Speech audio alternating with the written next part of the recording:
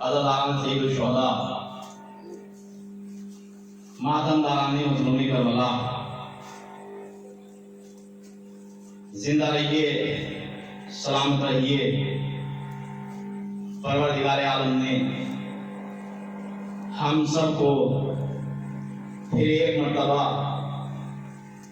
1444 ہجری کے اس ماہ محرم کی پہلی تاریخ میں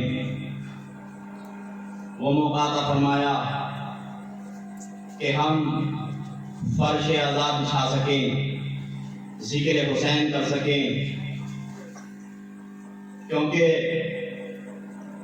میرے عزیزوں، میرے دوستوں، بزرگوں سے معذرت کے ساتھ، کیونکہ میری گفتگو اپنے ہمسن اور کمسن بھائیوں کے لیے ہوگی، اور کیونکہ ہمیں معلوم ہونا چاہیے کہ ہم کس وجہ سے فرش عزا پر آئے ہیں، کس لیے آئے ہیں، یہ فرش عزا کیوں بچھایا ہے، اس فرش عزا کا مقصد کیا ہے، اس محرم کا مقصد کیا ہے، ہمیں معلوم ہونا چاہیے، کیونکہ وہ انسان کبھی اپنی منزل کو پہنچ ہی نہیں سکتا کہ جو کسی مقصد کے تحت کوئی سفر نہیں کرتا۔ ہر کسی چیز کا ایک مقصد ہوا کرتا ہے۔ کوئی بچہ اگر پڑھنے کے لیے جاتا ہے، اب اس کے والدین اسے بچے کے تربیت کی طریقے سے اسے مدرسے میں بھیجتے ہیں یا کالج میں بھیجتے ہیں، لیکن ماں باپ کی نظروں میں ایک سامنے مقصد ہوتا ہے کہ اسے انجینئر بنانا ہے، اسے ڈاکٹر بنانا ہے، اسے پروفیسر بنانا ہے۔ اگر بغیر مقصد کے انسان کسی راستے پر چلے گا تو وہ پائے تکمیل تک نہیں پہنچ سکتا۔ اسی لیے اس فرش حسین کا، اس فرش عزا بچھانے کا مقصد کیا ہے، بس یہ بیان کرنا ہے۔ عزیزان گرامی، یہ فرش عزا، اس کے کچھ آداب ہوتے ہیں، جیسے بولنے کے آداب ہیں، جیسے کھانے کے آداب ہیں، جیسے پینے کے آداب ہیں۔ ہر چیز کے آداب ہمارے امام نے بیان کیے ہیں۔ اسی طریقے سے فرش عزا کے آداب ہیں، ماہ محرم کے آداب ہیں۔ عزیزان گرامی، جب تک چاند نمودار نہیں ہوا تھا، توجہ کیجیے گا، جب تک چاند نمودار نہیں ہوا تھا، ہر ایک کو انتظار تھا کہ دیکھو ماہ محرم آنے والا ہے، اب محرم کے لیے تیاریاں کرنی ہیں۔ کوئی تبرکات کے لیے تیاری کر رہا ہے، کوئی کسی کام کے لیے تیاری کر رہا ہے، اور یہ صرف امام حسین علیہ السلام کی اس عزاداری کا سب سے بڑا کام یہ ہے۔ بس میری گفتگو کا آغاز ہو رہا ہے، آپ توجہ سے سنتے رہیے گا۔ میں نے، کیونکہ میں مجلس جو پڑھ رہا ہوں، میں نے اس سے پہلے عرض کیا، اگر ہم بغیر مقصد کے فرش عزا بچھا رہے ہیں، مجلس میں آ رہے ہیں، اس سے پہلے میں نے عرض کیا کہ آداب ہوتے ہیں، ہر چیز کے آداب ہیں، اور امام نے ہر چیز کے آداب بیان کیے ہیں۔ اسی طریقے سے فرش عزا بچھانے کے آداب ہیں۔ وہ کیا ہے؟ انسان کو چاہیے کہ جب وہ فرش عزا پر آئے تو باوضو ہو کر آئے۔ انسان کو چاہیے کہ جب فرش عزا پر آئے تو اس کی نیت صاف ہو، اس کا خلوص ہو۔ اگر نیت صاف ہوگی، خلوص صاف ہوگا، دل پاک ہوگا، تو یہ ذکر اس کے دل میں اترتا چلا جائے گا۔ لیکن اگر عزیزان گرامی انسان اپنے جسم کو پاک نہیں کرے گا، اپنی نیت کو پاک نہیں کرے گا، اپنی شخصیت کو پاک نہیں کرے گا، تو پھر اس ذکر کا کوئی فائدہ نہیں ہے۔ توجہ کیجیے گا، کیوں؟ کیونکہ یہ ذکر پاک و پاکیزہ ذکر ہے، اس میں اہل بیت کا ذکر ہوتا ہے، اس میں قرآن کا ذکر ہوتا ہے۔ ماہ محرم کیا ہے؟ ماہ محرم یہی تو ہے کہ ہم یہاں رزق حیات لیتے ہیں، رزق معرفت لیتے ہیں، یہاں رزق حیات بھی ملتا ہے، رزق معرفت بھی ملتا ہے۔ عزیزان گرامی، دنیا کہتی ہے کہ مجلس میں کیا ہوتا ہے، ہم نہیں کہتے کہ کیا ہوتا ہے کیا نہیں ہوتا۔ سب سے بڑا فائدہ مجلس امام حسین علیہ السلام کا سنیے گا۔ عزیزان گرامی، جب انسان فرش ادا پر آتا ہے، خالی ہاتھ آتا ہے، توجہ کیجیے گا، جب فرش ادا پر آتا ہے امام حسین علیہ السلام کی مجلس کا فائدہ کیا ہے؟ دنیا والوں کے لیے درس ہے۔ جب انسان فرش ادا پر آتا ہے، خالی ہاتھ آتا ہے، لیکن جب فرش ادا سے جاتا ہے، رزق حیات بھی لے کر جاتا ہے، رزق معرفت بھی لے کر جاتا ہے، اور جب وہ آتا ہے اس کے ہاتھ خالی ہوتے ہیں۔ جب وہ مجلس میں آتا ہے اس کے ہاتھ خالی ہوتے ہیں، لیکن جب مجلس سے جاتا ہے تو اس کے ہاتھ بھرے ہوئے ہوتے ہیں۔ ارے دنیا والوں، تم آج بھی کہتے ہو کہ حسین کیا ہے؟ ارے جب حسین کی مجلس کسی کو خالی ہاتھ نہیں ہوتی، حسین کسی کو خالی ہاتھ نعرہ حیدری، حیدری، نعرہ صلوات۔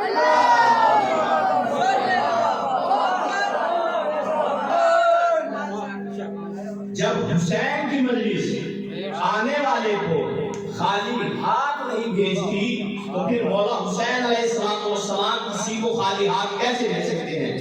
لیکن اس در پر آئیے تو صحیح، جھک کر آئیے۔ یہاں جو جتنا جھک کر آتا ہے یہ اسے اتنا بلند کر دیتا ہے۔ یہاں اگر کوئی اگر کر آتا ہے تو پھر اتنا کر جاتا ہے، اتنا اکڑ جاتا ہے کہ وہ پھر مردود ہو جاتا ہے۔ شیطان اکڑا مردود بارگاہ ہو گیا، نمرود اکڑا لعنتی ہو گیا۔ عزیزان گرامی، تو میں یہ کر رہا تھا کہ ذکر حسین کا مقصد کیا ہے، ذکر حسین کیوں ضروری ہے۔ اور عزیزان گرامی، فرش عزا، یہ معصومین نے فرمایا کہ جس جگہ مجلس ہوتی ہے، چاہے وہ گھر ہو یا عزاخانہ ہو، پھر وہ قبہ امام حسین علیہ السلام سے کم نہیں ہے۔ اب میں نوجوانوں کے لیے عرض کروں کہ قبہ کسے کہتے ہیں، قبے کا مرتبہ کیا ہے؟ قبہ جہاں امام حسین علیہ السلام کی زری ہے اور وہاں جو چھت ہے زری کے اطراف کی جگہ کو کہتے ہیں قبہ، اور وہاں کربلا میں امام حسین علیہ السلام کی زری کے پاس جو انسان دعا کرتا ہے مولا حسین اس کو پوری کرتے ہیں۔ اور معصوم نے فرمایا کہ جس جگہ فرش عزا بچھتا ہے وہ قبہ امام حسین علیہ السلام سے کم نہیں ہے۔ اور عزیزان گرامی، آپ یہ سنتے رہتے ہیں خطبہ سے، علماء سے، ذاکرین سے کہ جہاں فرش عزا بچھتا ہے، کوئی آئے نہ آئے، سیدہ تشریف لے کر آتی ہیں، معصومین تشریف لے کر آتے ہیں، محمد مصطفیٰ صلی اللہ علیہ وآلہ وسلم تشریف لے کر آتے ہیں۔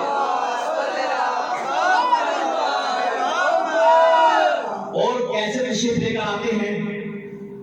عزیزان گرامی، محمد مصطفیٰ جب معراج پر گئے، توجہ کیجیے گا، جب معراج پر گئے تو محمد مصطفیٰ معراج پر جا رہے ہیں، ہواؤں، فضاؤں، خلاؤں کو عبور کرتے ہوئے پہلے آسمان پر پہنچے، دوسرے آسمان پر پہنچے، تیسرے آسمان پر پہنچے، چوتھے آسمان پر پہنچے، یہاں تک کہ ساتویں آسمان پر پہنچے۔ ایک مرتبہ جو ساتھ میں جبرائیل تھا وہ پوچھتا ہے، اے محمد مصطفیٰ، میں اس سے آگے نہیں جا سکتا، بس میری منزل یہی تک ہے، میرا مقام یہی تک ہے۔ کہا کیوں؟ کہا اگر میں اس سے ایک قدم بھی آگے بڑھ گیا تو میرے بالوں پر چل جائیں گے۔ اے محمد مصطفیٰ، میری منزل یہی تک تھی، بس اب میں رک جاتا ہوں، آپ آگے جائیے۔ آواز قدرت آئی، اذنو منی، اذنو منی، اور قریب آؤ، اور قریب آؤ۔ اب محمد مصطفیٰ جب معراج پر گئے، عزیزان گرامی، محمد مصطفیٰ نالین سمیت گئے۔ توجہ کیجیے گا، محمد مصطفیٰ جب معراج پر گئے ہیں، نالین سمیت گئے ہیں، کوئی تاریخ نہیں بتا سکتی، کوئی مورخ نہیں بتا سکتا،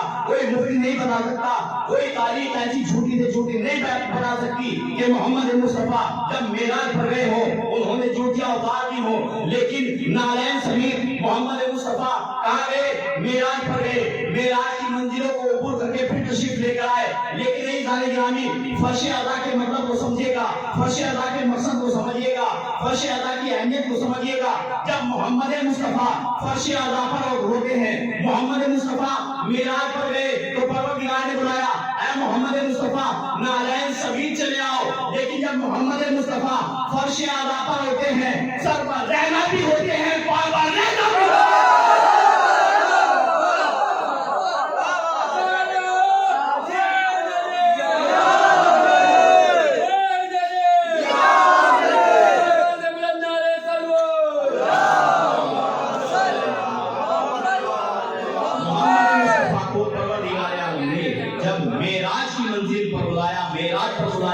تو محمد مصطفیٰ سے کہا کہ چلے آؤ۔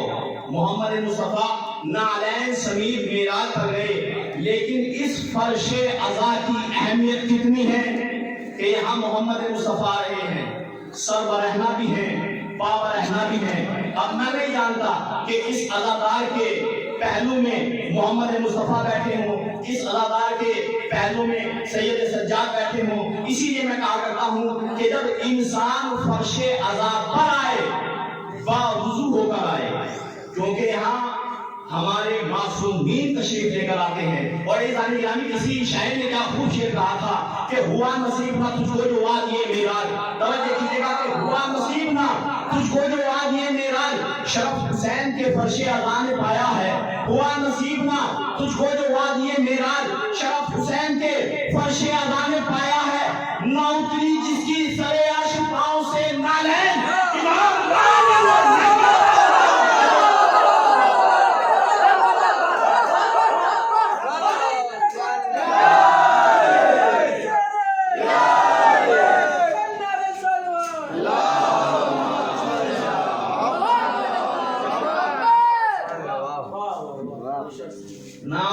جس کی سرے عرش پاؤں سے نالین امام والے میں وہ ننگے پاؤں آیا ہے۔ تو ہمارے نوجوانوں کو بیٹھنے کا سلیقہ آنا چاہیے، بولنے کا سلیقہ آنا چاہیے۔ یہ عزاداری، یہ مجلس جو ہو رہی ہیں، یہاں جس سے حیات ملتا ہے، جس سے معرفت ملتا ہے، ان مجلسوں کا کیا فائدہ اگر مجلس سننے کے بعد انسان کے اندر چینجنگ نہ آئے؟ ان مجلسوں کا کیا فائدہ اگر انسان مجلسوں میں آئے ایسا ہی ہو پھر سلطان دو جس طریقے سے ہمارے باپ دادا مجلس کرتے آ رہے تھے اسی طریقے سے ہم کرتے آ رہے ہیں؟ نہیں، اس کا ایک مقصد ہے۔ امام حسین علیہ السلام نے مدینہ کس لیے چھوڑا؟ ایک مقصد کے تحت چھوڑا نا۔ امام حسین علیہ السلام نے جب مدینہ چھوڑا تو کیا کہا کہ میں اپنے نانا کی امت کی اصلاح کے لیے جا رہا ہوں۔ اصلاح کا مطلب کیا ہوتا ہے؟ اصلاح کا مطلب ہوتا ہے بدلنا۔ اصلاح کا مطلب ہوتا ہے کہ جاہل سے عالم بنا دینا۔ اصلاح کا مطلب ہوتا ہے کہ جو گمراہی کے راستے پر تھا اسے حق کی طرف لے آنا۔ اصلاح کا مطلب یہ ہے، اصلاح کا مطلب یہ ہے کہ جو اب تک حرام طریقے سے کھا رہا تھا، پی رہا تھا، وہ جب امام حسین علیہ السلام کی طرف چلا آتا ہے تو وہ حرام طریقے سے نہ کھاتا ہے نہ پیتا ہے، بلکہ حق بات بولتا ہے، حق بات پر عمل کرتا ہے، حق بولتا ہے، حق راستے پر چلتا ہے، نجس اس کے قریب نہیں آتا ہے، وہ نجس کے قریب نہیں جاتا ہے۔ عزیزان گرامی، یہی تو مقصد امام حسین علیہ السلام ہے، اور اس عزاداری کا مقصد بھی یہ ہے اس انسان کی دعا قبول نہیں ہوتی کہ جو نجس کھاتا ہے۔ یہ شریعتی مسئلہ ہے، نجس چیز کا کھانا حرام، نجس چیز دوسرے کو کھلانا حرام۔ اب عزیزان گرامی، جب ہم نجس چیز خود کھا نہیں سکتے تو پھر اس ایسے پیسے کو امام حسین علیہ السلام نے خرچ کیسے کر سکتے ہیں کہ جو دوسرے طریقوں سے ہم تک آیا ہے؟ یہ پاک و پاکیزہ ذکر ہے۔ یہاں جو امام حسین علیہ السلام کے نام پر ایک درہم خرچ کرتا ہے، امام حسین علیہ السلام کسی کا دیتے نہیں ہیں۔ آپ تاریخ دیکھتے رہتے ہیں، کیا آپ نے چہروں کا پروگرام نہیں دیکھا؟ وہاں جو دنیا کا سب سے بڑا امیر ہوتا ہے وہ سب سے چھوٹا بن کر آتا ہے، لیکن امام حسین علیہ السلام کتنی عزتیں دیتے ہیں، اور خود مولا حسین علیہ السلام نے فرمایا ہے کہ تم میرے ذکر کے لیے اگر 1 روپیہ خرچ کرو گے تو ہم 70 عطا کر دیں گے، لیکن خلوص ہونا چاہیے۔ اگر کوئی انسان کوئی عمل توجہ کیجیے گا، چاہے وہ نماز ہو، چاہے روزہ ہو، چاہے مجلس ہو، چاہے ماتم ہو، دکھاوے کے لیے کرتا ہے تو نہ اللہ کو دکھاوے کی عبادت قبول ہے، نہ اللہ کو دکھاوے کی عبادت قبول ہے، اور نہ دکھاوے کی عزاداری قبول ہے۔ تو لہذا ہم جو عزاداری کر رہے ہیں، ہم جو یہاں بیٹھے ہیں، خلوص کے ساتھ آئیں، خلوص کے ساتھ بیٹھیں۔ ہمارا شعار کیسا ہونا چاہیے عزیزان گرامی؟ ہمارا کردار ایسا ہونا چاہیے کہ دنیا ہم کو دیکھ کے سبق حاصل کرے کہ ہاں یہ حسین کا عزادار ہے، ہاں یہ حسینی ہے، یہ حسینی ہے۔ عزیزان گرامی، اپنے آپ کو حسینی کہلوانا اور ہے، اور کوئی دوسرا اسے حسینی کہے اور ہے۔ ہمارا حسینی کردار ہونا چاہیے، ہمیں معلوم ہونا چاہیے کہ ہم کیا ہیں۔ عزیزان گرامی، ہمیں دیکھ کر دنیا تک حاصل کرے کہ ہاں یہ امام حسین علیہ السلام کا سچا عزادار ہے، اس کے راستے پر چلنا چاہیے۔ امام حسین علیہ السلام، میں نے عرض کیا نا کہ محمد مصطفیٰ کے لیے کیا فرمایا؟ خود امام حسین علیہ السلام کہہ رہے ہیں کہ میں کربلا کیوں جا رہا ہوں؟ اس لیے جا رہا ہوں تاکہ میری امت کی اصلاح ہو جائے۔ تو جب امام حسین علیہ السلام کربلا اصلاح امت کے لیے آئے ہیں تو پھر ہمیں بھی تو ان کے راستے پر چلنا ہے، ہمیں بھی تو امام حسین علیہ السلام کے راستے پر چلنا ہے۔ پھر فائدہ کیا ہے ہم میں اور غیروں میں؟ عزیزان گرامی، عزادار کی ایک الگ پہچان ہے، عزادار کا ایک مرتبہ ہے، عزادار کا ایک وقار ہے، عزادار کا ایک مرتبہ ہے۔ دنیا ہر ایک کو دوسری نگاہ سے دیکھتی ہے، لیکن یہ ذکر حسین علیہ السلام اور یہ ماتم حسین عزادار کو دوسری نگاہوں سے دیکھتا ہے۔ جو عزت نہیں کرتا، جو دوسروں کو سلوٹ نہیں کرتا، وہ حسین کو عزادار کو سلوٹ کرتا ہے۔ کتنا مرتبہ امام حسین علیہ السلام آپ کو دیتے ہیں۔ تو عزیزان گرامی، ہمارا کردار ایسا ہونا چاہیے دوسری قومیں ہم سے سبق حاصل کرے۔ کیا خوب شعر کہے ہیں، حسینی شمع جلاؤ اگر حسینی ہو، فروع دین بتاؤ اگر حسینی ہو۔ یہ مصرے اگر آپ تک پہنچ جائیں تو پھر مجھے جس طاقت کے ساتھ میں پڑھ رہا ہوں اسی طاقت سے مجھے مارنا چاہیے، لیکن یہ دل میں اتر جائے اور پھر اس پر عمل ہو تو تب کامیاب ہے۔ حسینی شمع جلاؤ اگر حسینی ہو، فروع دین بتاؤ اگر حسینی ہو، جہان ظلم پہ چھاؤ اگر حسینی ہو، کسی کا دل نہ دکھاؤ اگر حسینی ہو، فروع دین بتاؤ اگر حسینی ہو، جہان ظلم پہ چھاؤ اگر حسینی ہو، کسی کا دل نہ دکھاؤ اگر حسینی ہو، یزیدیت کو مٹاؤ اگر حسینی ہو۔ بیعت آپ کے سامنے کہ فروع دین بتاؤ اگر حسینی ہو، کسی کا دل نہ دکھاؤ اگر حسینی ہو، یزیدیت کو مٹاؤ اگر حسینی ہو۔ پڑے نہ کہنا، توجہ کیجیے گا، پڑے نہ کہنا شہ مشرقین والے ہیں، زمانہ خود ہی کہے یہ حسین۔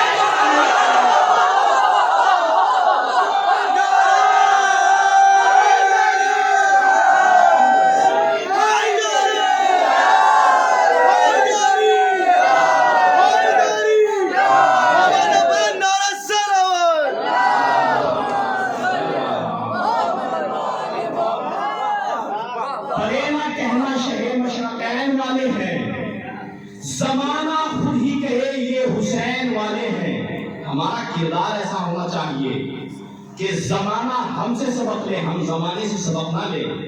ہماری گفتار ایسی ہونی چاہیے، ہماری رفتار ایسا ہونا چاہیے، ہمارا بولنے کا طریقہ ایسا ہونا چاہیے کہ جس طریقے سے امام حسین علیہ السلام چاہتے ہیں۔ اگر یہ سب ہے تو یہ عزاداری کامیاب ہے، اگر یہ سب نہیں ہے تو پھر عزیزان گرامی یہ عزاداری رسمی طریقے سے ہے۔ अगर इंसान के अंदर चेंजिंग ना आए तो फिर मकसद हुसैन क्या है मुझे समझाएं। यहाँ मेरे बुजुर्ग बैठे हैं, उनसे मादरत के साथ नौजवान तक बात पहुंचानी है। इस अदादारी को हम तक पहुंचाने में कितनी मुश्किलात का सामना करना पड़ा है। आज हम माशाअल्लाह आराम से बैठे हुए अदादारी कर रहे हैं। इस जिक्र को बाकी रखने के लिए, ये जिक्र करने के लिए जब आप तारीख पढ़ेंगे तो आपको मालूम होगा। अजीज़ान गिरामी, मैं आपको तारीख का एक वाक़या सुनाता हूँ और फिर इंशाअल्लाह यही सब मसाइल किस तरीके से अदादारी हमारे यहाँ तक पहुंची है। सुने अदादारी की फजीलत और अदादार की फजीलत। जब इंसान खुलूस दिल से अदादारी करता है, इमाम हुसैन अलैहिस्सलाम कदम कदम पे मदद करते हैं। और जब इंसान दिखाने के लिए करता है, उसका पैसा भी बेकार होता है, मेहनत भी बेकार होती है, कुछ हाथ नहीं आता। अदादारी ऐसे नहीं है। अभी मैंने अर्ज किया कि अभी तक जान नजर नहीं आया था तो सारे इंतजामात हो रहे थे कि हाँ अब मुहर्रम आने वाला है। अब मैं एक तारीख का वाक़या आपके सामने पेश करता हूं। इसी तरीके से सच्चा अदादार कैसा होता है, समाज फरमाइएगा। एक शख्स है, अरब का वाक़या है, और 28 जिलहिज्जा हो चुकी है। मुहर्रम के सिर्फ 2 दिन बाकी रह गए हैं। बीवी अपने शौहर से कहती है कि मुहर्रम के 2 दिन बाकी हैं, लेकिन हमारे पास तबर्रुकात लाने के लिए कुछ नहीं है। इस साल अज़ादारी कैसे होगी, इमाम का फर्श अदा कैसे बिछेगा, हम अपने इमाम का गम कैसे मनाएंगे, हम अपने इमाम का मातम कैसे करेंगे, फर्श अदा कैसे बिछेगा, तबर्रुकात कैसे आएंगे, अलम का सामान कैसे आएंगे, काबूल का सामान कैसे आएगा। पूरी रात गुजर गई, शौहर भी परेशान है, वो औरत भी परेशान है। जब सुबह नमूदार हुई तो एक मर्तबा तवज्जो कीजिएगा, उसके सिर्फ एक बेटा था। जब सुबह नमूदार हुई तो उसने अपने शौहर से कहा कि वाली और वारिस परेशान होने की जरूरत नहीं है, कि मेरे पास एक कीमती चीज रखी हुई है, मैं उसे लाकर देती हूं, आप वो फरोख्त कर अज़ा का सामान लेते आइएगा। उसके शौहर ने कहा कि ये बताओ कि जब तुमने क्यों नहीं दी जब मैंने आपसे मांगी। कहा मैं बहुत सोचती रही, मेरे पास इससे कीमती और शायद थी ही नहीं, मैं देती तो क्या देती। उसने कहा क्या। अंदर कमरे में गई, अपने बेटे का हाथ पकड़ा और अपने शौहर के हाथ में लाकर दे दिया। ऐ मेरे वाली और वारिस, इस बेटे को ले जाकर बाजार में फरोख्त कर देना और अज़ा का सामान लेकर आना। सच्चा अज़ादार कैसा होता है, सच्चा हुसैन कैसा होता है। अज़ीज़ान गिरामी, उसके शौहर ने ये नहीं कहा कि नहीं ये तेरा नूरे नजर है, ये तेरा लफ्ते जिगर है, तो इसके बिना कैसे रहेगी। और इमाम हुसैन अलैहिस्सलाम किसी का रखते नहीं है। तवज्जो कीजिएगा, बाप ने बच्चे का हाथ पकड़ा, बाजार की तरफ लेकर गया। सुबह से शाम हो गई, बाप आवाज देता है कि आओ गुलाम खरीदो, ये गुलाम बहुत अच्छा है। कोई खरीदने के लिए तैयार नहीं हुआ। अज़ीज़ान गिरामी, जब कोई तैयार नहीं हुआ तो बाप मायूस हो गया कि मेरे पास यही जरिया था, यही बेटा था, मैं इसे फरोख्त करके अज़ा का सामान लेकर जाता, अब करूं तो क्या करूं, कोई खरीदने को तैयार नहीं है। लेकिन तारीख के जुमले ये हैं कि जब शाम हो गई तो एक घोड़े सवार को आते देखा। कहा तुम गुलाम बेचना चाहते हो? कहा कि हाँ। उसने दिरहम और दिनार दिए, कहा कि मुझे ये गुलाम इतने में चाहिए। वो घोड़े सवार اس غلام کو لے کر چلا گیا، یہ بازار گیا، اس نے تبرکات کا سامان خریدا اور لے جا کر اپنی زوجہ کو دے دیا۔ بڑے خوش ہوئے، کہا کہ دیکھو کل چاند نمودار ہو جائے گا اور پرسوں سے پہلی ہو جائے گی، ایسا ہے کہ اب ہم عزاداری کر سکتے ہیں، فرش ادا بچھا سکتے ہیں۔ لیکن عزیزان گرامی، چاند رات کا چاند نمودار ہو گیا، عزا خانہ سج گیا۔ اب جیسے ہی توجہ کیجیے گا، جیسے ہی چاند رات کے دن انہوں نے فرش ادا بچھایا اور ماتم کرنا شروع کیا۔ پہلے طریقہ کیا تھا عزاداری کرنے کا کہ مثلا اگر ایک گھر میں 3 افراد ہیں تو بیٹھ گئے اور صرف ہائے حسین ہائے حسین ہائے حسین، مولا حسین علیہ السلام ان کا وہی گریہ قبول کیا کرتے تھے۔ عزیزان گرامی، انہوں نے یہ کیا تو ایک مرتبہ ماں رونے لگی اور رو کر فرمایا کہ آج ایک حسین کا عزادار کب ہو گیا۔ اپنے بیٹے کی وجہ سے نہیں روئی، بلکہ کہا کہ میں اپنے بیٹے کی محبت میں نہیں رو رہی ہوں، بلکہ رو اس لیے رہی ہوں کہ آج حسین کا ایک عزادار کم ہو گیا۔ اگر وہ ہوتا تو عزاداری اور اچھی طریقے سے ہوتی۔ ابھی یہ کہہ رہی تھی، دق الباب ہوا۔ جیسے ہی دق الباب ہوا تو ایک مرتبہ اس کے شوہر نے دروازہ کھولا تو کیا دیکھا کہ ایک عرب ہے، گھوڑے پر سوار ہے اور ساتھ میں بیٹا ہے۔ عزیزان گرامی، وہ بیٹا اندر گیا، ماں طرف گئی، کہا کہ تم کیا بھاگ کر آ گئے ہو؟ کہا کہ نہیں میں بھاگ کر نہیں آیا۔ کہا تو پھر تم آئے کیوں ہو؟ کہا تمہیں معلوم نہیں ہے وہ کوئی اور شخصیت نہیں تھی۔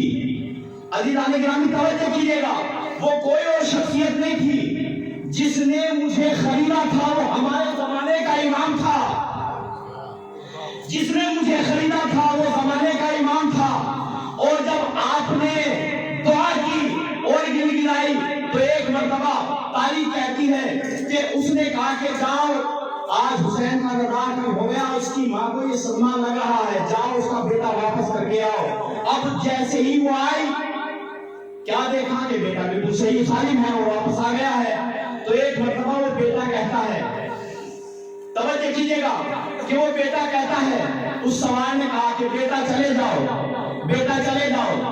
لیکن عزیزان گرامی، جب وہ لے کر آیا تھا تو ایک مرتبہ کہا تھا اپنے دوسرے لشکر والے سے، کہا کہ اسے گھوڑے پر سوار کرا دو۔ اور جب اترنے لگا، جب میں گھر کے دروازے پر آیا اور اس سوار نے مجھے اتارا تو میں نے اس سوار سے کہا کہ تم مجھے اتار دو۔ تو ایک مرتبہ وہ سوار کہتا ہے، ارے جس کے ہاتھ کربلا کے میدان میں کٹ گئے ہو وہ کس طریقے سے اتارے؟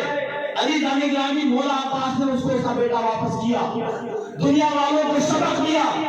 ارے تم امام حسین کے غم میں اگر ایک چاہے بیٹا ہو یا بیٹی ہو دو گے تو امام حسین علیہ السلام اس کو واپس کریں گے، کسی کا رکھتے نہیں۔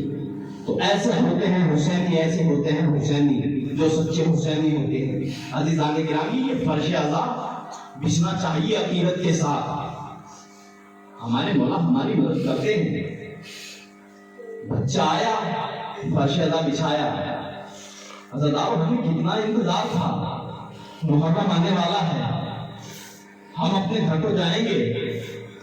امام حسین نے مدینہ چھوڑا، اس غریب الوطن نے مدینے چھوڑ کر کربلا کو آباد کیا۔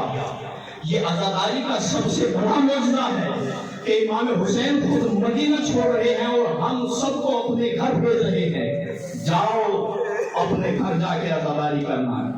یہ امام حسین علیہ السلام کا معجزہ نہیں ہے تو اور کیا ہے؟ آپ کی آواز میڈیا بلند ہو گئی۔ امام حسین مدینے کو چھوڑ کر کربلا کو آباد کر رہے ہیں، لیکن یہ عزاداری کا سب سے بڑا معجزہ ہے کہ جیسے ہی محرم کا چاند نمودار ہوتا ہے، ہر بے وطن اپنے واپس چلا آتا ہے۔ ہم فرش اعضا بچھائیں گے اپنے وطن میں جا کر، ہم فرش اعضا بچھائیں گے اپنے گھر میں جا کر، کہیں کسی کو یہ محسوس نہ ہو جائے کہ آج ہمارا کوئی بھائی پردیس میں ہے۔ عزادارو، امام حسین علیہ السلام مدینے کو چھوڑ رہے ہیں۔ مجھے مسائل مصائب میں یہ کہنے کی ضرورت نہیں پڑتی، مصائب محسوس کرنے کا نام ہے، اور جو انسان مصائب محسوس کر لے گا وہ پھر گریہ اس طریقے سے کرے گا جیسے شہزادی چاہتی ہے۔ جب آپ گریہ کرتے ہو، اس سے پہلے میں نے کیا فرمایا کہ جب مجلس حسین ہوتی ہے تو یہاں شہزادی تشریف لے کر آتی ہے، یہاں محمد مصطفیٰ آتے ہیں، یہاں ہمارا چوتھا امام آتا ہے، آ کر بیٹھتا ہے، نہ جانے کس کے پہلو میں ہمارا چوتھا امام بیٹھا ہوگا، اور صرف چوتھا امام نہیں آتے، عزادارو ایک چھوٹی بچی ہوتی ہے، وہ پوچھتی ہے کہ بھیا یہ بتاؤ یہ رونے والے کون ہیں؟ کہا کہ بیٹی یہ تیرے بابا کے عزادار ہیں۔ کہا یہ کیوں رو رہے ہیں؟ کہا یہ تیرے بابا کا غم منا رہے ہیں۔ تو وہ ایک عزادار کے پاس جاتی ہے اور اپنے بھائی سے کہتی ہے کہا کہ یہ کتنے خوش نصیب ہیں، یہ میرے بابا کا غم کس طریقے سے منا رہے ہیں۔ ان کے کوئی تاجیانہ تو نہیں مارتا ہے، ان کے کوئی تماشا تو نہیں مارتا ہے، لیکن ہائے جب میں اپنے بابا کو رویا کرتی تھی، کوئی تماشے مارا کرتا تھا، کوئی تمہیں مارے کرتا تھا۔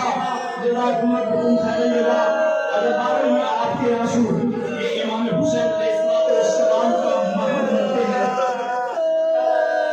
شہزادی آپ کے آنسو کو رومال میں لے کر جاتی ہے اور امام حسین کے رخوں پر لگایا کرتی ہے۔ مصائب میں کوئی عزادارو یہ نہ سوچنا کہ یہ بھائی کیسے رو رہا ہے، رو ایسے جیسے شہزادی فاطمہ زہرا چاہتی ہے۔ امام حسین مدینہ چھوڑ رہے ہیں، اور جب مدینہ چھوڑنے لگے تو عزادارو امام حسین نے اپنے لشکر کے علم بردار کو بلایا، عباس میرے قریب آؤ، قاضی آقا کا عباس فہرست تیار کرو۔ مولا عباس نے فہرست تیار کرنا شروع کی، اب سب کے نام لکھے جانے لگے، ہر ایک کا نام لکھا گیا، مولا محمد کا نام لکھا، علی اکبر کا نام لکھا، سب کے نام لکھے گئے، لیکن تاریخ یہ کہتی ہے، مقتل یہ کہتا ہے کہ جب امام حسین نے فرمایا عباس لکھو زینب، غازی عباس کے ہاتھ سے قلم گر گیا، قلم گرا، غازی عباس نے قلم کو اٹھایا۔ تاریخ کہتی ہے کہ اب غازی عباس نے زینب کو لکھنا شروع کیا۔ امام حسین نے تحریر کو دیکھا، تحریر کو دیکھنے کے بعد کہتے ہیں کہ واہ میرے عباس، کس ترتیب سے تم نے نام لکھا ہے، سے کہیں لکھا، یہ کہیں لکھا، نون کہیں لکھا، بے کہیں لکھا۔ کیا کروں، شہزادی کا نام میں لکھنا چاہتا تھا لیکن میرے سے اسی ترتیب سے لکھا گیا۔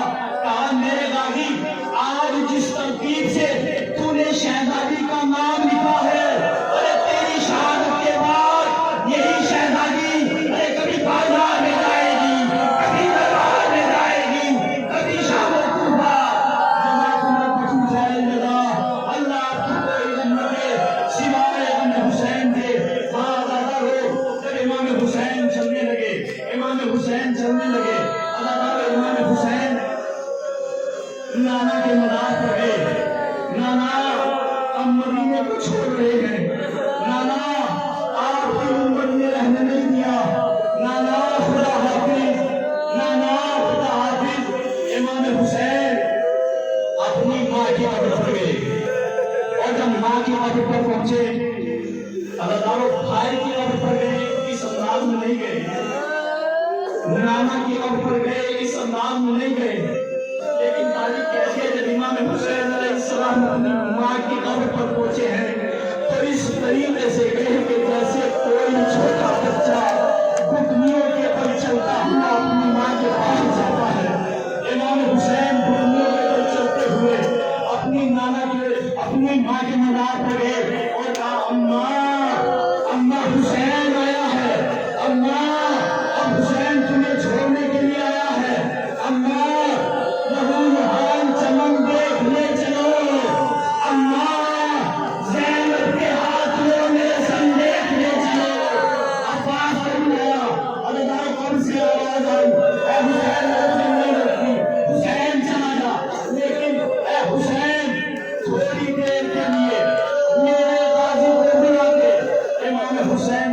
کو بلایا. عزادار مصائب سنیے گا. امام حسین نے غازی عباس کو بلایا. اے میرے غازی ادھر آؤ. غازی بولے ہوئے آئے. جی آقا کہاں بیٹھ جاؤ. غازی عباس نے شہزادی کی دور کو پوچھا دیا اور اپنا رخسار شہزادی کے طور پر رکھ کر بیٹھ گئے. امام حسین کہتے ہیں اماں میرا غازی آ گیا ہے. آپ کہنا کیا ہے؟ ایک مرتبہ اب سے آواز آئی اے غازی میں نے تجھے بیٹا کہا ہے. میں آج تجھ سے وعدہ لے رہی ہوں. کہا بتائیے. کہا کہ دیکھو جب تک تمہارے بازو سلامت رہے کہا میرے حسین پر کوئی آنچ نہیں آنی چاہیے. کہا شہزادی یہ آپ سے وعدہ کرتا ہے جب تک میرے بازو سلامت رہیں گے آقا پر کوئی آنچ نہیں آئے گی. امام حسین ابھی تھوڑی دور لے کر چلے تھے. ایک مرتبہ ام البنین آئی. غازی کہتے ہیں آقا قافلے کو روکیے. کہا کیا ہوا؟ کہا میری ماں ام البنین میری زندگی میں گھر سے باہر نکل آئی ہے اور میری زندگی میں کوئی خاتون گھر سے باہر نکل آئے. قافلے کو روکا گیا. روکنے کے بعد ایک مرتبہ غازی آئے اور ام البنین کہتی ہے آقا حسین مجھے تھوڑی دیر کے لیے عباس دے دو.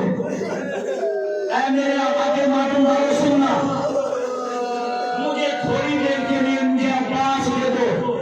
امام حسین علیہ السلام نے عباس کو حوالے کیا. جناب ام البنین نے غازی عباس کے ہاتھ کو پکڑا. ہاتھ کو پکڑنے کے بعد اور نانا کے مزار پر لے کر آئی. امام حسین کے محمد مصطفیٰ کے مزار پر لے کر آئی. پہلے شہزادی کے مزار پر لے کر گئی پھر محمد مصطفیٰ کے مزار پر لے کر آئی اور کہا میرے غازی بیٹھ جا. کہا میرے غازی اپنا بایاں ہاتھ دے. غازی نے بایاں ہاتھ دیا. کہا کہ اپنا بایاں ہاتھ نانا کے مزار پر رکھو. غازی نے اپنا بایاں ہاتھ نانا کے مزار پر رکھا. کہا میرے غازی اب اپنا دائنا ہاتھ دو. دائنا ہاتھ غازی نے دیا. کہا کہ غازی اپنا دائنا ہاتھ میرے سر پر رکھو. اللہ تعالیٰ مصائب سنیے گا. غازی عباس کا ایک ہاتھ نانا کے مزار پر ہے دوسرا ہاتھ ماں کے سر پر ہے. ام البنین نے کہا کہ اے میرے غازی اب تجھے نانا کے مزار کی قسم اور ماں کے سر کی قسم کھا کر ایک وعدہ کرنا ہے اور اللہ کو حاضر و ناظر رکھتے ہوئے ایک وعدہ کرنا